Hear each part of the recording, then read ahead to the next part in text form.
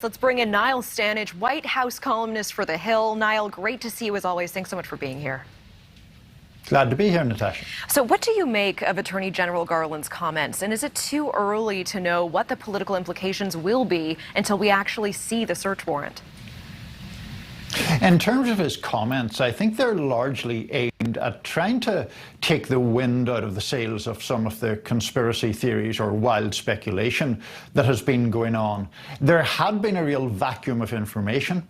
As we know, nature and the nature of the political landscape abhors a vacuum, and so people were coming in with all sorts of theories that didn't seem to be based on very much.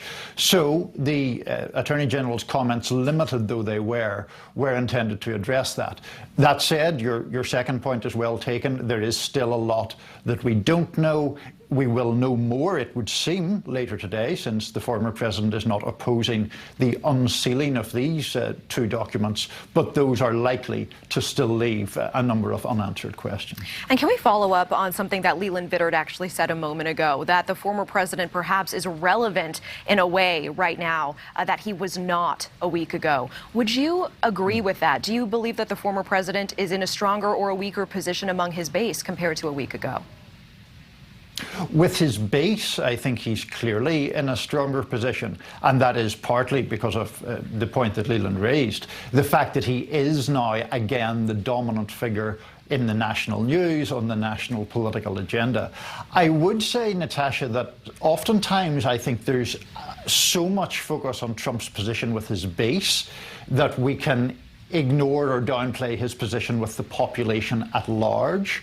With the public at large, his position is much more tenuous. His approval ratings are obviously a lot lower, and that's what gives some Republicans pause when they think about nominating him again, should he run in 2024. Basically, they wonder, could they get someone just as conservative, just as much of a populist, but with less of the baggage and chaos that the former president inevitably brings in his wake? Well, and let's chase that up. Do you think, how do you feel that this has affected the likelihood that the GOP will pick him to be the future of the party? So on one hand, we're seeing a lot of people really rallying to his side. To me, one of the most striking things is that process, or that dynamic, has included a number of potential rivals for the 2024 nomination. I'm thinking of people like Florida Governor Ron DeSantis, South Dakota Governor Kristi Noem, even former Vice President Pence.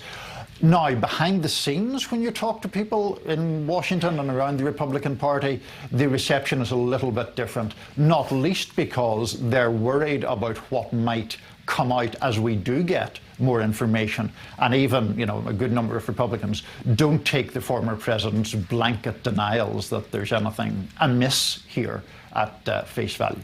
All right, Niall Stange, thank you so much. Appreciate it. Thank you for watching. Go to newsnationnow.com to find NewsNation on your television provider. And don't forget to click the red subscribe button below to get more of NewsNation's fact-driven, unbiased coverage.